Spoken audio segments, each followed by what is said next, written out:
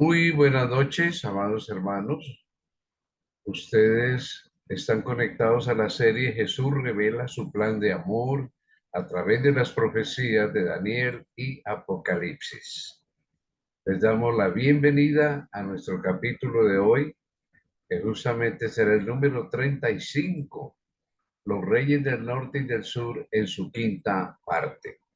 Siendo que estamos en viernes de noche, pues les deseamos desde ya un sábado bendecido, gozoso, feliz.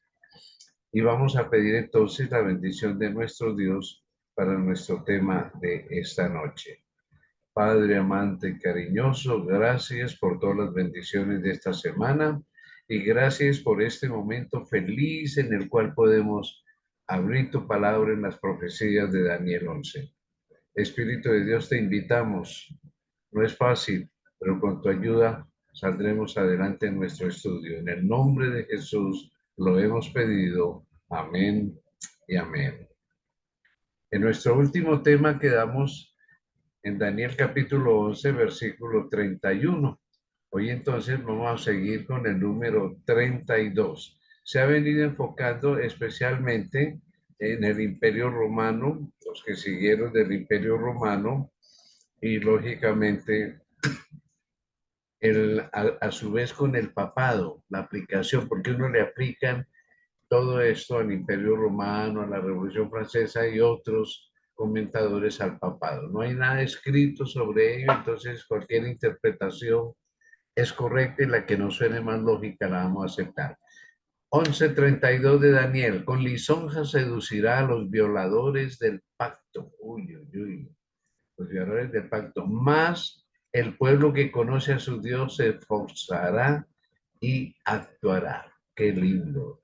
El pueblo que conoce a su Dios se esforzará y actuará. Este pasaje se refiere sin duda a los que estando en tierras bajo la jurisdicción de Roma y fuera de ella, resistieron las usurpaciones papales y mantuvieron una fe viva, como por ejemplo los valdenses, los albingenses y otros. Estos pueblos sufrieron una persecución brutal, bárbara. Los cátaros quiere decir los puros, realmente fueron casi exterminados. Una persecución brutal de la Iglesia Católica por miles. La verdadera iglesia no solo se distingue porque el pueblo de Dios reacciona contra el pecado resistiendo la tentación, sino también lo que es más, porque lleva adelante un programa positivo de acción en favor del Altísimo. El cristianismo no puede ser pasivo, no. Cada hijo de Dios tiene una misión que cumplir y esto lo entendieron muy temprano los que todavía conservaron la palabra de Dios como los valdenses, los albigenses o cátaros. Tenemos prácticamente los albigenses acabados en el día de hoy, los valdenses todavía hay descendientes de esos héroes del Señor. Vamos al versículo 33. Y los sabios del pueblo instruirán a muchos y por algunos días caerán a espada y a fuego en cautividad y despojo. Ay, ay, ay, fuerte este versículo, ¿no? Ya veremos. Y los sabios del pueblo instruirán a muchos. La comisión de Cristo, pongámosla en pantalla, por tanto, y de hacer discípulos a todas las naciones de Mateo 28:19, es tan imperativa en tiempos de persecución como en los tiempos de paz y a menudo resulta más efectiva en tiempos adversos. Y los sabios del pueblo instruirán a muchos, los instruirán en la misión de Jesús. Pero entonces ahora sigue aquí una parte bastante difícil, ¿no? Bastante dura. Y por algunos días caerán espada y a fuego en cautividad y despojo e instruirán a muchos. Por algunos días, por algunos días. Algún tiempo, dice la Biblia de Jerusalén y el texto hebreo de la versión de los 70, coloquémoslo en pantalla, y la versión de Teodosio, vamos a ir un poquito atrás poquito atrás. No saben, volvamos a la nueva otra vez. El texto hebreo de la versión de los 70 y la versión de Teodosio reza sencillamente, cuando dice por algunos días, dice sencillamente días. Sin embargo, hay algunos manuscritos hebreos en que figura la palabra rabim en hebreo, que quiere decir muchos. Por eso dice aquí la frase, y que por algunos días, pero en otras versiones dice por muchos días, caerán a espada y a fuego. Sin embargo, el periodo del cual se hace referencia indudablemente es el mismo que los 1260 días de Daniel 7:25, de Daniel 12:7, de Apocalipsis 11, 2 al 3, Apocalipsis 12, 6 y 14, etcétera. El tiempo durante el cual el poder de la apostasía, pongámoslo en pantalla, blasfemó a Dios en la forma más desafiante y ejerció su autoridad usurpada y persiguió a los que no aceptaban su autoridad. Eso es lo que llamamos la supremacía papal, que comenzó en el año 538, cuando en cumplimiento de un edicto de Justiniano, emperador de Constantinopla, nombra al obispo de Roma cabeza de la iglesia. Realmente es el primer papa. La Iglesia Católica ha querido hacernos saber, conocer, que es desde Pedro, pero es una falacia. Parece verdad, pero es una mentira realmente. No hay tal. El primer papa es justamente en el año 538. Y como ya la profecía lo había dicho, en algún momento lo estudiamos en los capítulos anteriores de Daniel, por 1260 días o años, 42 meses, habría esta supremacía del cuerno pequeño que se le aplica al papado.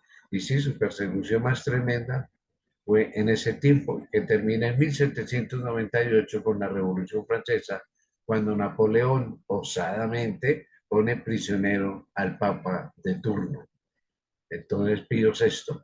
Entonces, ahí termina esta supremacía papal.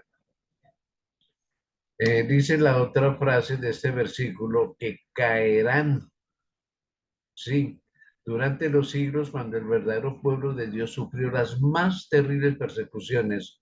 Los que eran suficientemente intrépidos para levantarse y dar testimonio de sus convicciones fueron objeto de un odio destructor especial y cayeron.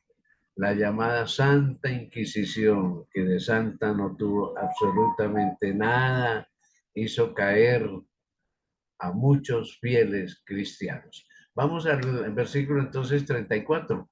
Y dice, y en su caída serán ayudados de pequeño socorro, y muchos se juntarán a ellos con lisonjas.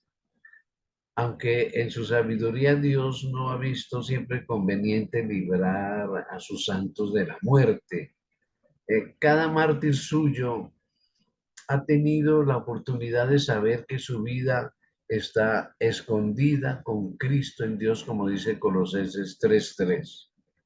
Veamos que durante los amargos días de apostasía y de persecución, pues ya Daniel en el versículo 33 que acabamos de ver, describe repetidas veces que Dios envía a su pueblo duramente oprimido un pequeño socorro.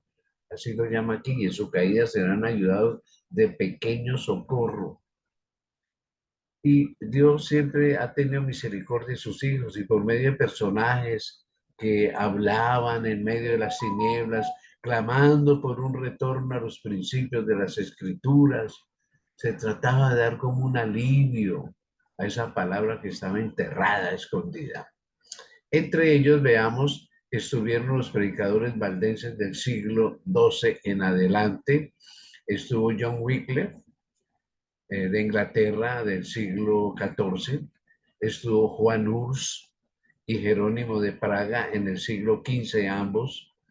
Y entonces en el siglo XVI el tremendo sacudimiento que se produjo en la vida política, económica, social y religiosa de Europa, que en su fase espiritual hizo posible la reforma protestante, pues abrió el camino para que muchas voces más se añadieran a las voces fieles que se habían oído durante generaciones anteriores. Entonces, ese fue como un pequeño socorro, pero muchos se juntaron con lisonjas, o sea que siempre hubo falsos cristianos, personas traidoras dentro de los movimientos cristianos. Vayamos al versículo 35.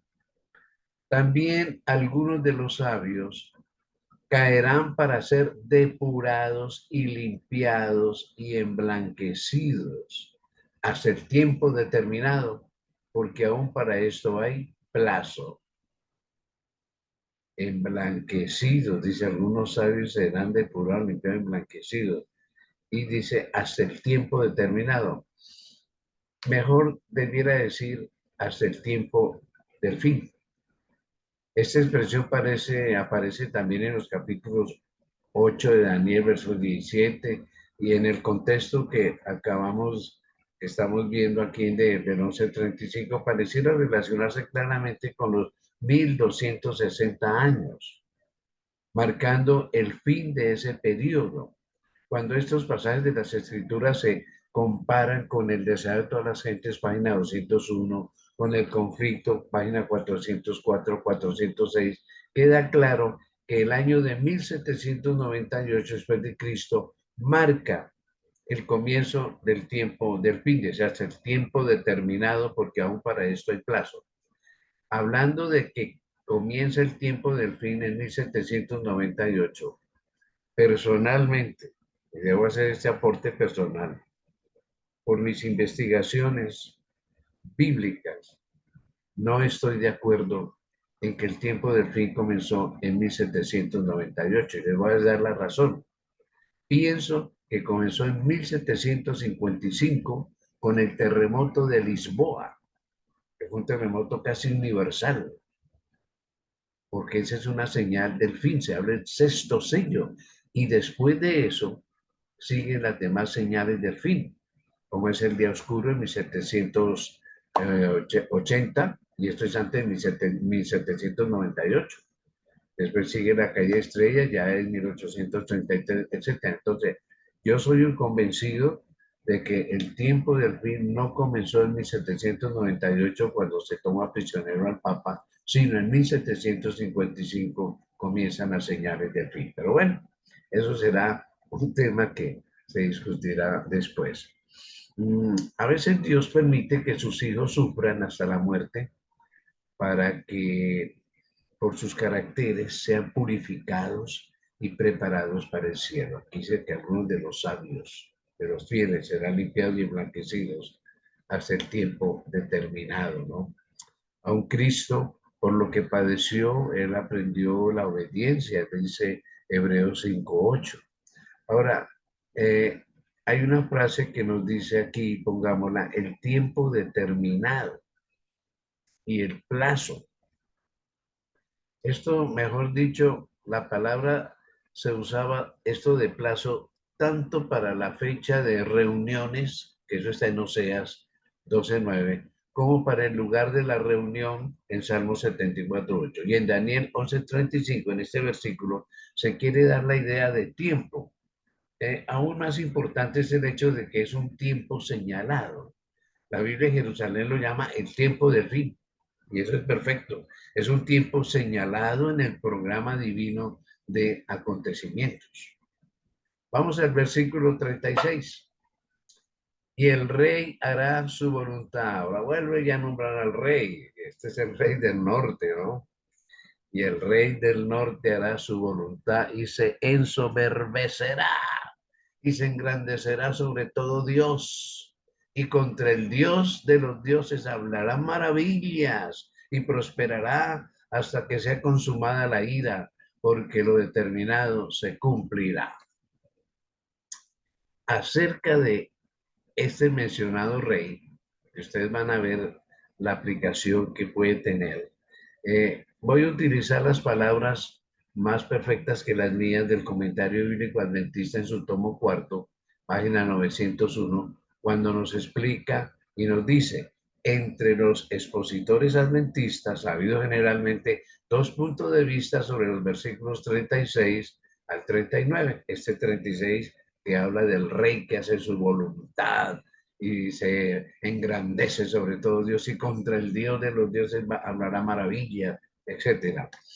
Una interpretación identifica al poder descrito aquí con la Francia revolucionaria del año 1789 y siguientes. Esa es una de las interpretaciones. La otra interpretación mantiene que el poder que aquí se bosqueja es el mismo poder apóstata y perseguidor que se describe en los versículos anteriores. Imagínense ustedes entonces, es una doble interpretación. Unos creen que se cumple en la Revolución Francesa, otros es con el papado. Los que entienden, sigue diciendo el comentario bíblico, los que entienden que el rey, que es el rey del norte, se refiere al poder de Francia durante la Revolución Francesa, pues recalcan que debe ser un poder nuevo el que se presenta aquí, puesto que aparece inmediatamente después de la mención del tiempo del fin, o sea, de 1798.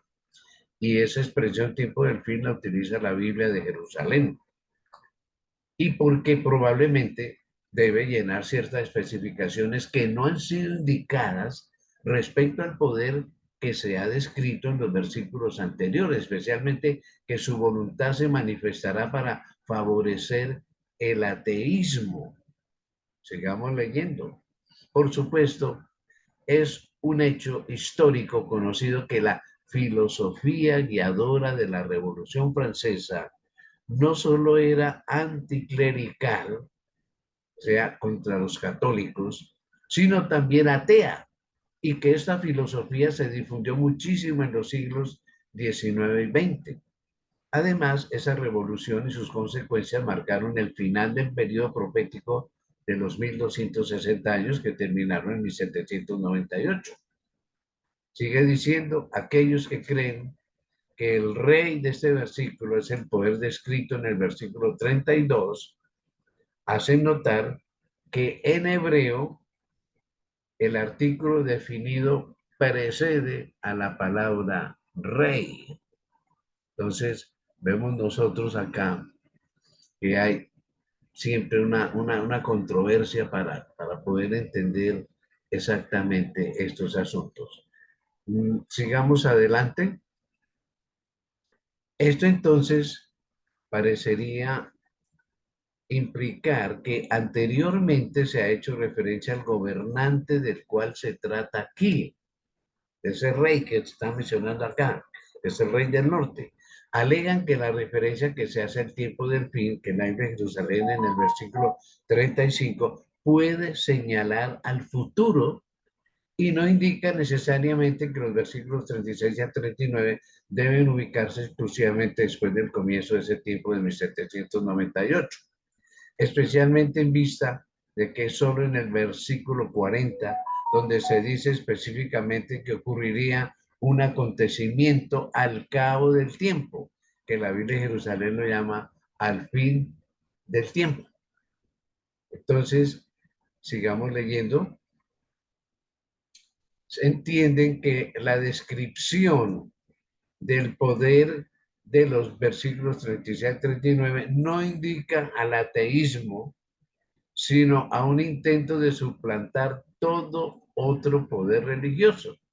Y los que apoyan esta idea también llaman la atención al paralelismo en los capítulos 2 de la estatua de Daniel, 7 de las cuatro bestias, 8 y 9 del macho cabrío, etc.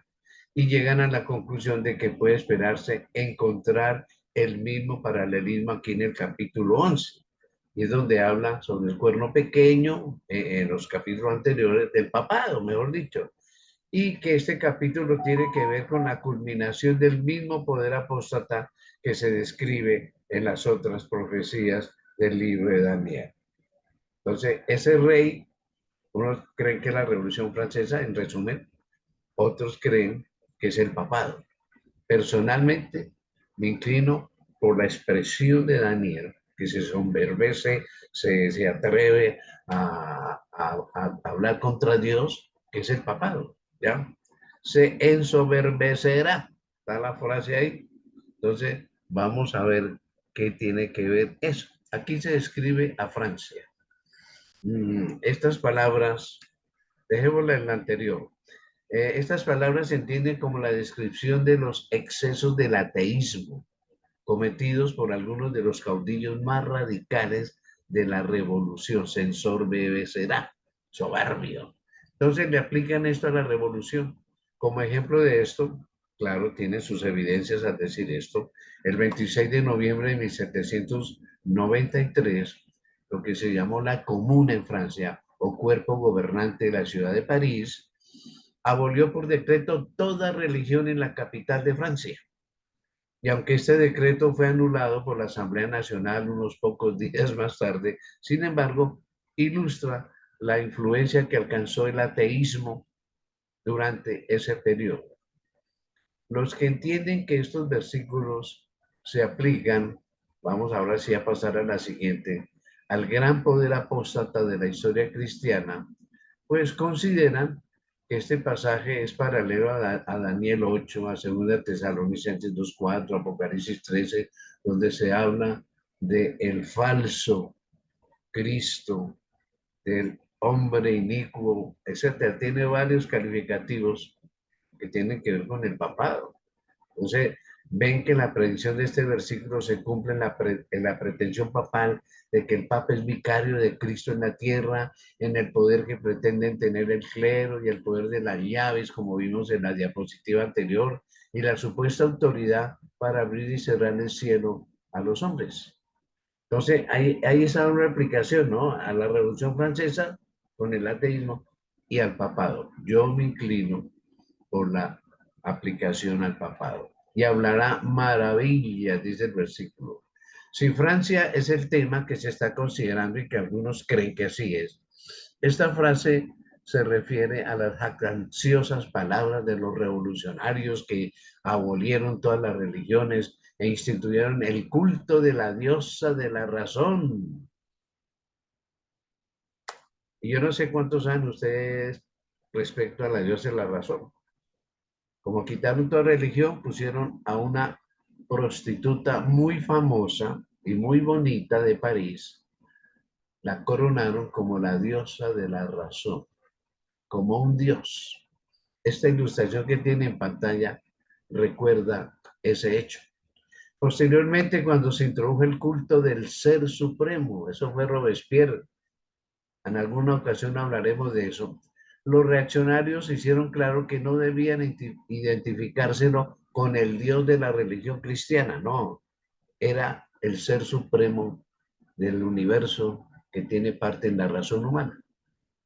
En cuanto a la otra interpretación, el cumplimiento de este pasaje, según la interpretación de que el papado es el tema que aquí se trata, pues hablaron maravillas espirituales falsas, falsas doctrinas.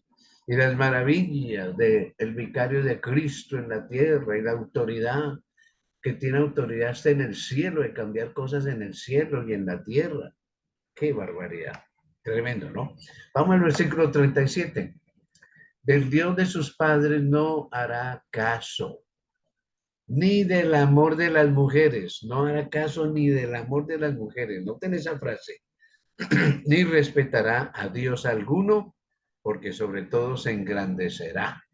Está hablando del rey del norte, que algunos dicen que es la Revolución Francesa, otros creemos que es el papado. No hará caso ni del amor de las mujeres.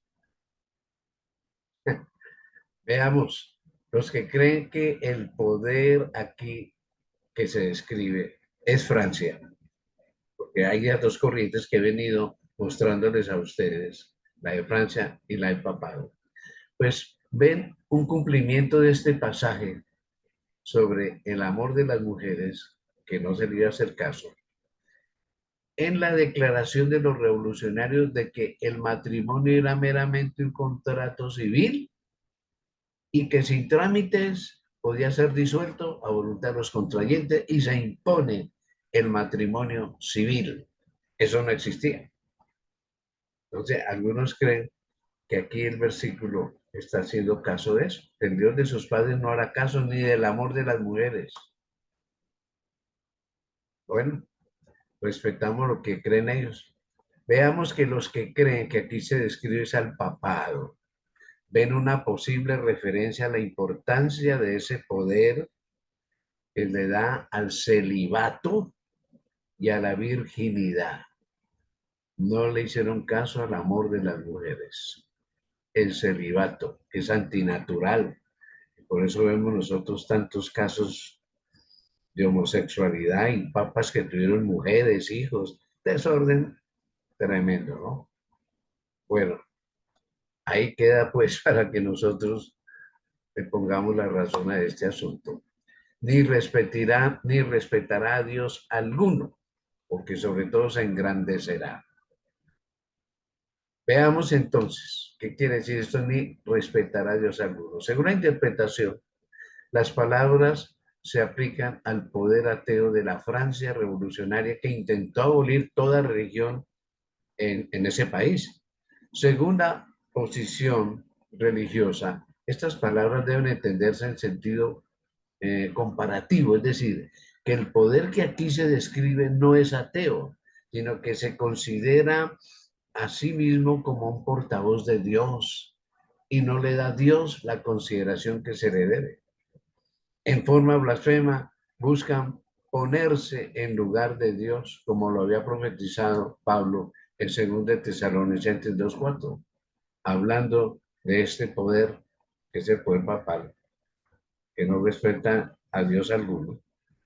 Dijo, el cual se opone y se levanta contra todo lo que se llama Dios o es objeto de culto, tanto que se sienta en el templo de Dios como Dios, vicario de Cristo en la tierra.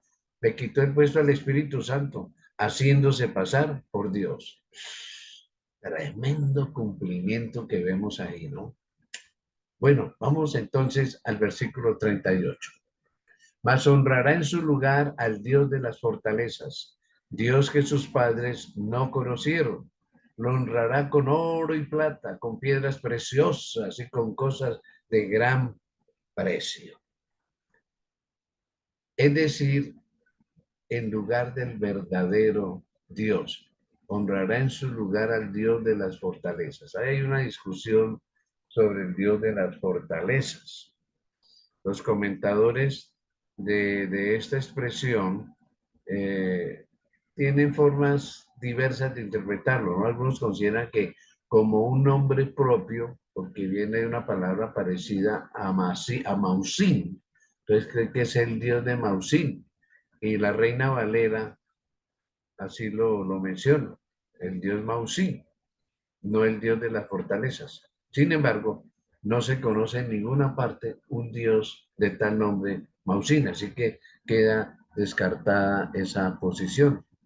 Algunos interpretan que este versículo eh, es como una referencia al culto de la razón, instituido en París en 1793. La lámina que ustedes ven ahí a la izquierda, donde está la diosa de la razón, es adorada, pues pareciera ser esa la interpretación, dándose cuenta de que la religión era necesaria para que Francia se mantuviera fuerte, de cumplir su meta de extender la revolución por toda Europa, pues algunos de los dirigentes en París trataron de establecer una nueva religión con la razón personificada en forma de diosa. Este fue seguido después por el culto al ser supremo, la naturaleza deificada, que podría considerarse propiamente o apropiadamente como un dios de fortalezas o de fuerzas. Y otros entienden que aquí se hace referencia a las oraciones dirigidas a los santos y a la Virgen María. Otros consideran que es la alianza de Roma con los poderes civiles y sus esfuerzos premeditados para conseguir que las naciones cumpliesen la voluntad de Roma, que los reyes, condes, vizcondes, príncipes se sometieran siempre al Papa y le dieran anualmente el tributo en arrobas de oro y perlas y plata y de todo. Alguien ha dicho que abajo en el subterráneo del Vaticano hay tanta riqueza que si se sacara y se vendiera y se repartiera entre los pobres, no habrían pobres en el mundo. ¿Cómo será entonces la riqueza que tiene el Vaticano? Decía aquí entonces una frase, vamos a poner en pantalla: lo honrará con oro y plata, con piedras preciosas y con cosas de gran precio. Una palabra similar de la misma raíz que se emplea en Isaías 44:9 para describir los costosos ornamentos con que los paganos adornaban sus imágenes se encuentra aquí en este versículo.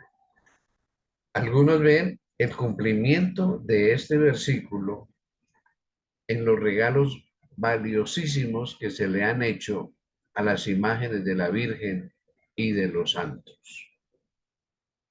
Y siempre ustedes van a ver, si no es la pintura color oro, es el oro, siempre adornando a las imágenes de la Virgen y de los santos.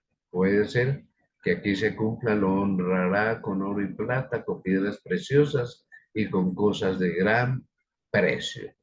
Así que ese puede ser el cumplimiento. El versículo 39: con un Dios ajeno se hará de las fortalezas más inexpugnables, con un Dios ajeno, y colmará de honores a los que le reconozcan, y por precio repartirá la tierra. Con un Dios ajeno se hará de las fortalezas. El comentario bíblico adventista, en su tomo cuarto, página 902, comenta y dice lo siguiente: este pasaje no es de fácil comprensión, y si eso lo dicen más de 40 hombres que escribieron el comentario bíblico adventista. Esto no es de fácil comprensión, pues, ¿qué podemos pensar nosotros?